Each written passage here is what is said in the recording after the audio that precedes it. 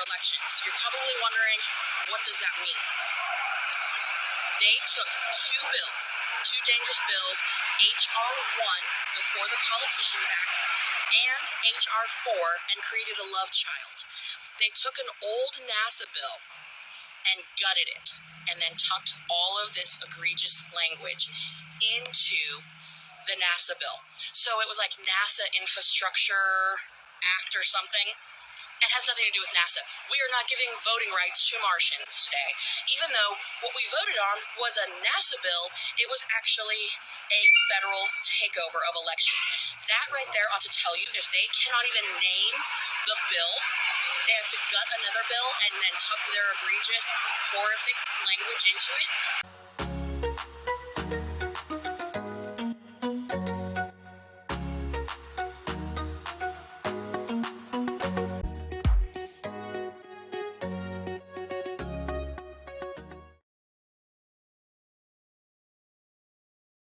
You guys know what's in the bill, and then the next step. So within this bill, and there's a ton, but the things that you need to know that are the most egregious are that it is 100% a mechanism to strip states' rights to enforce voter ID laws.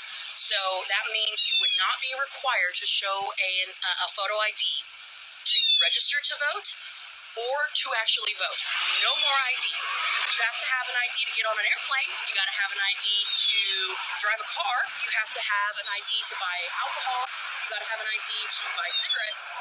But you no longer need a photo ID to vote in an election. Support voter ID. It is overwhelmingly supported across the country. You know who doesn't support it? Elected Democrats. Sadly, every single Democrat in this chamber has been willing to go on board with proposals to strike down voter ID laws. And here's what the Democrats want to do. They want to say that even though the voters of Texas want voter ID, because we want elections with integrity, we want to know that if you come in and vote and say your name is John Doe, that you're not somebody else pretending to be that person. Congressional Democrats don't care. They want to have an unelected bureaucrat with the ability to strike that down. Likewise, ballot harvesting.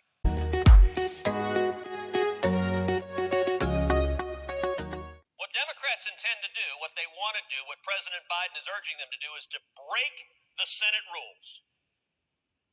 To change the Senate rules. It's called nuking the filibuster. If their plan is successful, Senator Schumer will stand up and seek a ruling from the chair as to whether it takes 60 votes or 50 votes to proceed to legislation. The chair will say, if the chair is following the rules, it takes 60 votes. And then Senator Schumer will move to reconsider the ruling of the chair and overrule the ruling of the chair and say, even though the words on the page say 60 votes, from now on it's 50. It's another brazen power grab. Hearing in the news about Chuck Schumer and what is going on with Chuck Schumer. So Chuck Schumer has to blow up the filibuster in order to pass this bill. Keep in mind, the filibuster is what protects the rights of the minority. Right now, the minority are the Republicans. The Democrats, when they were in the minority, used the filibuster just as recently as 2020, 323 times.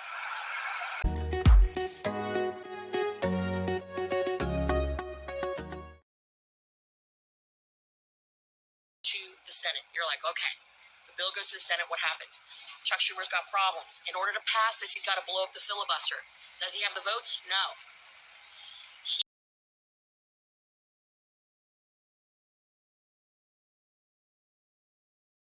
The rules of the Senate, written in that book that sit on the dais in front of you, say that to proceed to legislation takes 60 votes in this Senate. Takes 60% of the senators. Those are the Senate rules. They're black and white. They're clear. If you don't like the Senate rules, there's a way to change that. You can amend the Senate rules. It takes 67 votes to amend the Senate rules.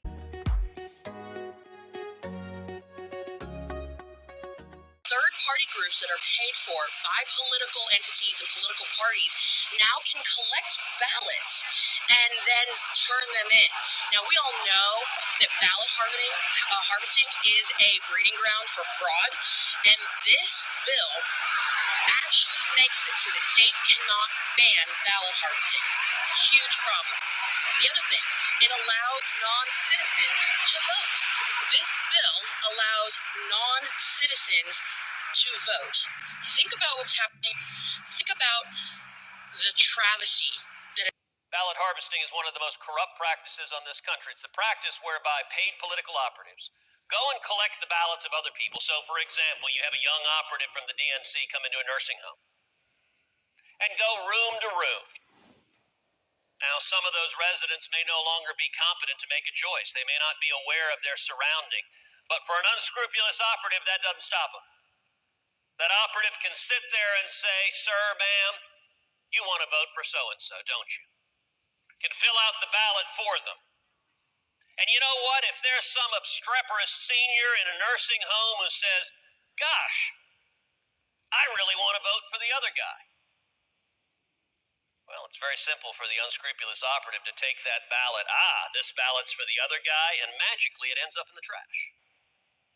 Never gets mailed in. They can just mail in the ballots that they agree with, throw away the ballots they disagree with.